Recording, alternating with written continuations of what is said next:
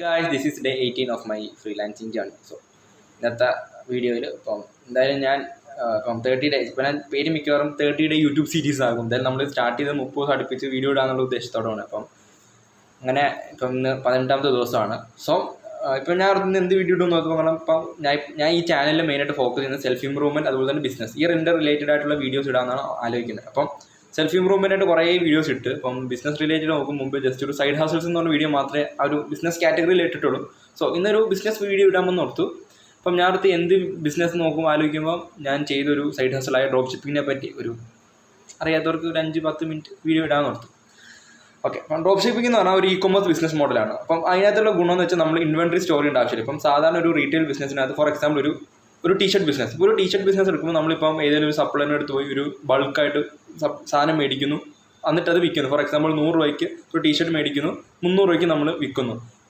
Drop ഷിപ്പിങ്ങിൻ്റെ ഏറ്റവും വലിയ ഗുണമെന്ന് വെച്ചാൽ നമ്മൾ ഈ 100 രൂപയ്ക്ക് കിട്ടുന്ന ഈ ടീഷർട്ട്സ് ഉണ്ടല്ലോ, നമ്മൾ ഇൻവെൻട്രി ഇപ്പോൾ 100 എണ്ണോ 1000 എണ്ണോ ബൾക്കായിട്ട് മേടിക്കേണ്ട ആവശ്യമില്ല. പകരം നമ്മൾ ഇൻവെൻട്രി സപ്ലയറിൻ്റെ അടുത്ത് തന്നെ സ്റ്റോർ ചെയ്ത് പുള്ളിക്കാരുടെ തന്നെ വെക്കുക.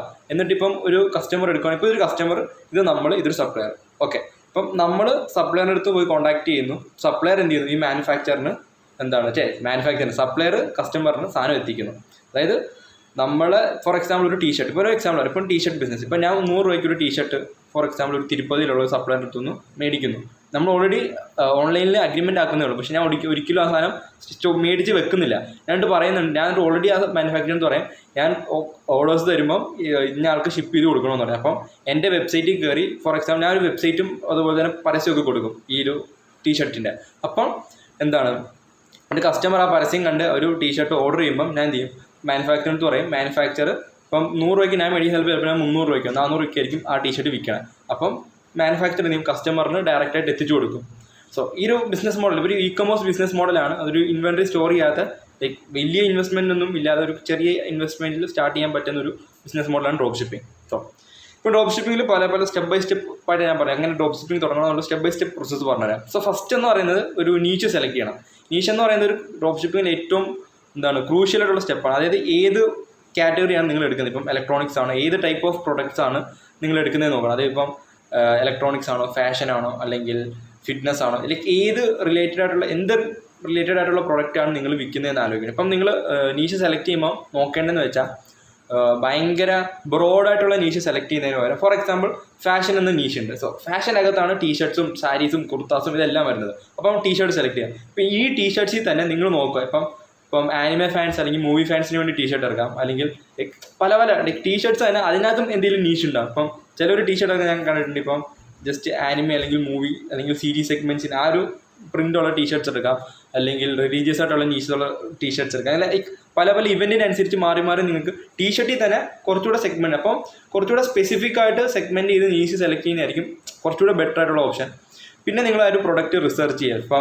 ഗൂഗിൾ ട്രെൻഡ്സ് ഉപയോഗിച്ച്, അല്ലെങ്കിൽ ആമസോൺ ബെസ്റ്റ് സെല്ലർ ഉപയോഗിച്ച്, അല്ലെങ്കിൽ അലി എക്സ്പ്രസ് ഹോട്ട് പ്രൊഡക്ട്സ് നോക്കി നിങ്ങൾ ഇന്ന സെഗ്മെൻറ്റ് സൈറ്റുകളിൽ പോയിട്ട് നിങ്ങൾ നോക്കുക. അതായത് ഞാൻ വിൽക്കാൻ ഉദ്ദേശിക്കുന്ന സാധനം ട്രെൻഡിങ് ആണോ, അല്ലെങ്കിൽ ആ സാധനം ആൾക്കാർക്ക് മേടിക്കുമോ, അല്ലെങ്കിൽ ആ സാധനം അതിൻ്റെ ക്വാളിറ്റി നോക്കണം, അല്ലെങ്കിൽ അതൊരു പ്രോബ്ലം സോൾവിങ് പ്രൊഡക്റ്റ് ആയിരിക്കണം, അല്ലെങ്കിൽ ഒരു വാവ് ഫാക്ടർ ഉണ്ട്. അതായത് വെറുതെ ഒരു എന്താ പറയുക വൃത്തിയുടെ പ്രൊഡക്റ്റ് വിൽക്കുന്നതിന് പകരം വെറുതെ കുറേ ഒരു പ്രോബ്ലംസ് ഫോർ എക്സാമ്പിൾ ഞാൻ വിറ്റൊരു പ്രൊഡക്റ്റാണ് വെജിറ്റബിൾ ചോപ്പർ. ഫോർ എക്സാമ്പിൾ കിച്ചണിലുള്ള അമ്മമാർക്കൊക്കെ അല്ലെങ്കിൽ ഉമ്മമാർക്കൊക്കെ ഉപയോഗിക്കാൻ പറ്റിയ ഒരു സിമ്പിളേക്ക് നല്ലൊരു പ്രൊഡക്റ്റ്. അതായത് 5-in-1 കിച്ചൺ ചോപ്പറാണ്. അതായത് 5 തരത്തിൽ നമുക്ക് വെജിറ്റബിൾസ് അറിയാൻ പറ്റുന്ന പ്രൊഡക്റ്റാണ്. അപ്പോൾ അതിന് ഇഷ്ടംപോലെ വെറൈറ്റി ഡിഫറെൻ്റ് ആയിട്ടുള്ള പ്രോഡക്റ്റ്സ് ഉണ്ട്. സോ ആ പ്രൊഡക്റ്റ് നിങ്ങൾ നീഷ് സെലക്ട് ചെയ്യുമ്പോൾ ഈ നീഷിനകത്ത് ഏത് പ്രൊഡക്റ്റാണ് നോക്കുക. കിച്ചൺ വെയർ എന്ന് പറയുന്ന നീഷ് സെലക്ട് ചെയ്യുമ്പോൾ ആ കിച്ചൺ വെയറിനകത്ത് ഏതൊക്കെ പ്രൊഡക്ട്സാണ് നോക്കുക. വെജിറ്റബിൾ ചോപ്പേഴ്സ് ഉണ്ടാവും, ബ്ലെൻഡ് ജഡ്ജ് ഉണ്ടാവും, മിക്സേഴ്സ് ഉണ്ടാവും. സോ എന്നിട്ട് ആ പ്രൊഡക്റ്റ് നിങ്ങൾ റിസർച്ച് ചെയ്യണം. അതായത് ആ പ്രൊഡക്റ്റ് വിന്നിങ് പ്രൊഡക്റ്റാണ്. അതായത് ഈ പ്രൊഡക്റ്റിൻ്റെ ഇന്ന പ്രൊഡക്റ്റ് ഏത് ടാർഗറ്റ് ഓഡിയൻസിനാണ് വേണ്ടത്, ആ പ്രൊഡക്റ്റ് ആരൊക്കെ മേടിക്കും, എങ്ങനെ മേടിക്കുന്നില്ല, ആരൊക്കെ മേടിക്കും, അതിൻ്റെ ഗുണം എന്താണ്, ഒരാൾ മേടിച്ച് കഴിഞ്ഞാൽ അയാൾക്ക് ഉണ്ടാകുന്ന, അല്ലെങ്കിൽ അതൊരു പ്രോബ്ലം സോൾവ് ചെയ്യുന്നുണ്ടോ, അല്ലെങ്കിൽ അതിനകത്ത് എന്തെങ്കിലും വാവ് ഫാക്ടർ ഉണ്ടോ, ഇതൊക്കെ നോക്കണം. അതുപോലെ തന്നെ അതിൻ്റെ ക്വാളിറ്റി, അതുപോലെ തന്നെ നല്ല സപ്ലൈസിനാണ്. ഓക്കെ, സോ നല്ലൊരു പ്രൊഡക്റ്റ് സെലക്ട് ചെയ്യാം. സോ മൂന്നാമത്തെ സാധനം എന്ന് പറയുന്നത് ഫൈൻഡ് റിലയബിൾ സപ്ലൈസ് അല്ലെങ്കിൽ മാനുഫാക്ചേഴ്സിനെ കണ്ടുപിടിക്കണം. ഇങ്ങനത്തെ ഒരു ഡ്രോപ്പ് ഷിപ്പിംഗ് ഈ ഒരു പ്രൊഡക്റ്റ് ഒരു പ്രൊഡക്റ്റ് കണ്ടുപിടിച്ചു. പ്രൊഡക്റ്റ് കണ്ടുപിടിക്കുമ്പോൾ നിങ്ങൾ ഫസ്റ്റ് ഇനി സപ്ലൈസിന് കണ്ടുപിടിക്കണം. ഇന്ത്യയിലാണെങ്കിൽ ഇന്ത്യ മാർട്ട്, അല്ലെങ്കിൽ അലി എക്സ്പ്രസ്, അതുപോലെ തന്നെ ഒബെർലോ, അല്ലെങ്കിൽ പിന്നെ ഇപ്പം യൂറോപ്പിലൊക്കെ ഇന്റർനാഷണൽ ഡ്രോപ്പ് ഷിപ്പിംഗ് ചെയ്യാൻ തുടങ്ങി സ്പോക്കറ്റ് പോലത്തെ പ്ലാറ്റ്ഫോംസ് ഉണ്ട്. സോ ഇങ്ങനെ പ്ലാറ്റ്ഫോംസിലൊക്കെ നമുക്ക് ഒരുപാട് സപ്ലൈസിന് കിട്ടും. ഇനി ഇന്ത്യയിൽ തന്നെ ഡ്രോപ്പ് ഷിപ്പിംഗിന് ഇന്ത്യ മാർട്ടാണ് ഏറ്റവും മേജറായിട്ട് യൂസ് ചെയ്യുന്നത്, അല്ലെങ്കിൽ ഒപ്പോസോ ക്ലൗഡിൽ നിന്ന് എടുക്കാം. അങ്ങനെ പല പല പ്ലാറ്റ്ഫോംസ് ഉണ്ട്. സോ ഈ പ്ലാറ്റ്ഫോംസിൽ കയറി നമുക്ക് സപ്ലൈസിനെ കണ്ടുപിടിക്കുക. ഇപ്പം സപ്ലൈസിനെ കണ്ടുപിടിക്കുമ്പം ബിഗിനേഴ്സ് ഒക്കെ ആണെങ്കിൽ നമുക്കൊരു പ്രൈവറ്റ് സപ്ലയറിനെ കിട്ടണമെന്നില്ല. അതായത് ഈ ഒറ്റ സപ്ലയറിന് പ്രൈവറ്റ് ആയിട്ടുള്ള സപ്ലൈസ് ഉണ്ട്, അത് കുറച്ചുകൂടെ വളർന്നതിന് ശേഷം നമുക്ക് പ്രൈവറ്റ് സപ്ലൈസിനെ കിട്ടത്തുള്ളൂ. അപ്പം നമുക്ക് ഡയറക്റ്റ് ആയിട്ട് അവർക്ക് കോൺടാക്ട് ഉണ്ടെന്ന് മാത്രമല്ല നമുക്ക് കുറച്ചുകൂടെ ബൾക്കായിട്ട് ഓർഡർ ചെയ്യാനും പറ്റും. അതുപോലെ തന്നെ പ്രൈസ് നല്ല നെഗോഷിയേറ്റ് ചെയ്യാൻ പറ്റും. സോ പിന്നെ അതുപോലെ തന്നെ അവരെ ഇപ്പോൾ ഒരു സപ്ലൈനെ കോൺടാക്ട് ചെയ്യുമ്പോൾ അവരുടെ സർവീസസ് ഒക്കെ നോക്കാം. അതായത് അവർ ഷിപ്പ് ചെയ്യുമ്പോൾ എത്ര ദിവസം ഷിപ്പിംഗ് ചെയ്യും, ഷിപ്പിംഗ് ചാർജ് ഉണ്ടോ, RTO ഉണ്ടോ, അങ്ങനെ RTO എന്നൊക്കെ വേറെ പല ഷിപ്പിംഗ് ടേംസ് ആണ്, അതിനെ പിന്നെ പറയാം. സോ സപ്ലൈസ് വെക്കുമ്പോൾ നല്ല റിലയബിൾ ആയിട്ടുള്ള ട്രസ്റ്റഡ് ആയിട്ടുള്ള സപ്ലൈസ്, നിങ്ങളെ പറ്റിക്കാത്ത റിലയബിളും ട്രസ്റ്റബിളും അതുപോലെ തന്നെ നിങ്ങൾക്ക് നല്ല എഫിഷ്യൻ്റ് ആയിട്ട് നിങ്ങൾക്ക് കുറച്ച് പ്രോഫിറ്റ്, നിങ്ങൾക്ക് നല്ല മാർജിനിൽ സാധനങ്ങൾ നല്ല നെഗോഷിയേറ്റ് ചെയ്യാൻ പറ്റുന്ന നല്ല സപ്ലൈസിനെ കണ്ടുപിടിക്കാം. പിന്നെ ഉള്ളതെന്ന് പറഞ്ഞാൽ ഒരു സ്റ്റോർ ബിൽഡ് ചെയ്യും. ഫോർ എക്സാമ്പിൾ ഇപ്പോൾ ഞാൻ കിച്ചൺ വെയർ പ്രൊഡക്റ്റ് എടുത്ത്, സോ അതിനൊരു ബ്രാൻഡഡ് സ്റ്റോർ ബിൽഡ് ചെയ്യും. ജസ്റ്റ് ഇപ്പം ഡ്രോപ്പ് ഷിപ്പിംഗ് സ്റ്റോർ നിങ്ങൾക്ക് ഷോപ്പിഫൈ എന്ന് പറയുന്ന ഒരു പ്ലാറ്റ്ഫോം ഉണ്ട്. ഷോപ്പിഫൈ അല്ലെങ്കിൽ WooCommerce പോലത്തെ പ്ലാറ്റ്ഫോംസിൽ കയറി നിങ്ങൾക്ക് വെബ്സൈറ്റ് ഉണ്ടാക്കാം. വെബ്സൈറ്റ് ഉണ്ടാക്കാന്നല്ല, ഒരു ഡ്രോപ്പ് ഷിപ്പിംഗ് പറ്റിയ പ്ലാറ്റ്ഫോംസ് ആണ് ഷോപ്പിഫൈയും WooCommerceഉം. ഇതിൽ കയറി നിങ്ങൾക്ക് ഫസ്റ്റ് ഒരു വെബ്സൈറ്റ് ഉണ്ടാക്കുന്നത്. സോ വെബ്സൈറ്റ് ഉണ്ടാക്കുമ്പം ഒരു വെറുതെ ആൾക്കാർ ആ ഒരു വെബ്സൈറ്റിൽ കയറി നോക്കുമ്പം എന്തെങ്കിലും ഒരു ബ്രാൻഡഡ് ആയിട്ടുള്ളൊരു ഫീൽ, ഇപ്പം നിങ്ങളിപ്പം ഒരു മസിൽ ബ്ലേസിൻ്റെ ഏതെങ്കിലും ഒരു ടോപ്പ് ബ്രാൻഡിൻ്റെ വെബ്സൈറ്റ് നോക്കുക.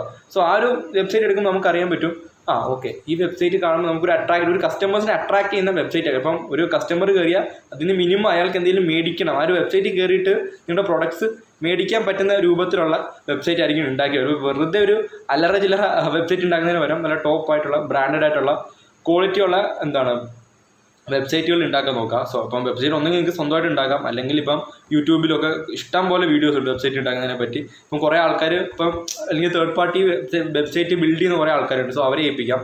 സോ ബ്രാൻഡഡ് ആയിട്ടുള്ള നല്ലൊരു സ്റ്റോർ ഉണ്ടാക്കുക. അതൊരു ബ്രാൻഡഡ് ഫീലിംഗ്. ഡ്രോപ്പ് ഷിപ്പിംഗ് ചെയ്യുമ്പോൾ വെറുതെ ഒരു ഡ്രോപ്പ് ഷിപ്പിംഗ് സ്റ്റോർ ആയിട്ടല്ല ആൾക്കാർ ഇപ്പോൾ കസ്റ്റമേഴ്സ് കാണുന്നുണ്ട്. ഒരു brand drop shipping store build ചെയ്യാൻ നോക്കുക. ഒരു ബ്രാൻഡ് ആയിട്ട് തന്നെ ബിൽഡ് ചെയ്യുക. അപ്പോൾ അതിന് സ്പെസിഫിക് ആയിട്ടുള്ള കളർ തീം കൊടുക്കുക, ഒരു സ്പെസിഫിക് എസ്തെറ്റിക്സ് കൊടുക്കുക. സോ അപ്പം ഒരു ബ്രാൻഡഡ് സ്റ്റോർ ബിൽഡ് ചെയ്യുക, ഒരു വെബ്സൈറ്റ് ബിൽഡ് ചെയ്യുക.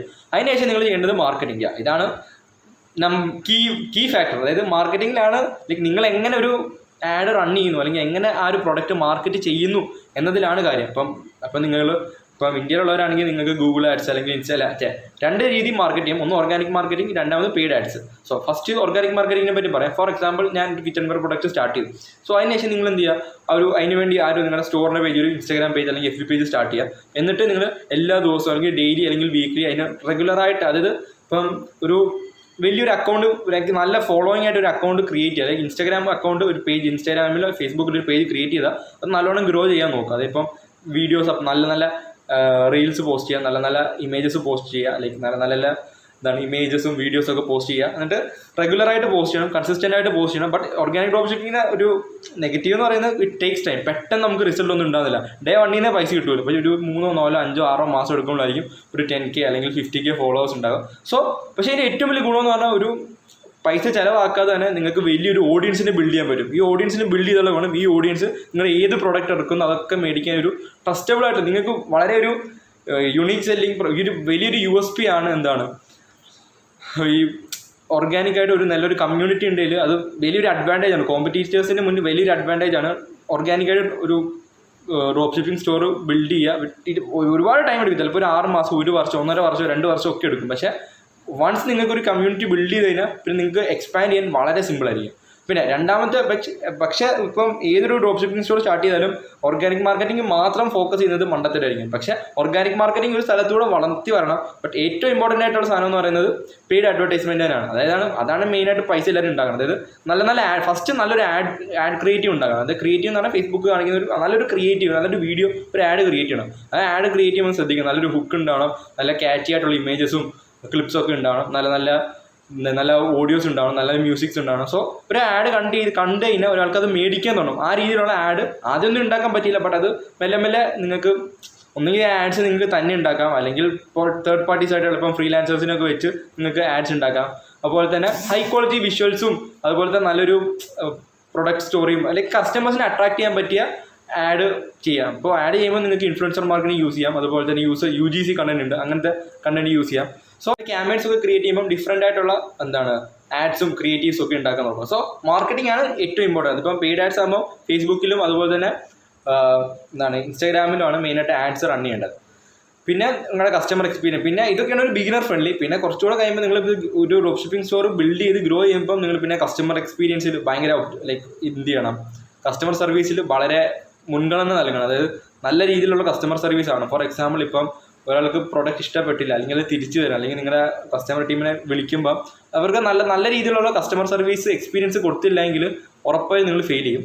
പിന്നെ ആ ഒരു പ്രോസസ്സുകൾ മാക്സിമം ഓട്ടോമൈസ് ചെയ്യാൻ നോക്കുക. ഫോർ എക്സാമ്പിൾ ഇപ്പം നിങ്ങളുടെ ഓർഡർ ഫുൾഫിൽമെൻറ്റ് ഓട്ടോമേറ്റ് ചെയ്യാം, അതുപോലെ തന്നെ ട്രാക്കിങ്, റിപ്പോർട്ടിങ്, ഷിപ്പിംഗ്, അതുപോലെ തന്നെ ഇമെയിൽ മാർക്കറ്റിംഗ്, ഇതെല്ലാം ഓട്ടോമേറ്റ് ചെയ്ത് ഇപ്പോഴത്തെ AI ടൂൾസിൻ്റെ സഹായം കൊണ്ട് നിങ്ങൾക്ക് ഓട്ടോമേറ്റ് ചെയ്യാൻ നോക്കാം.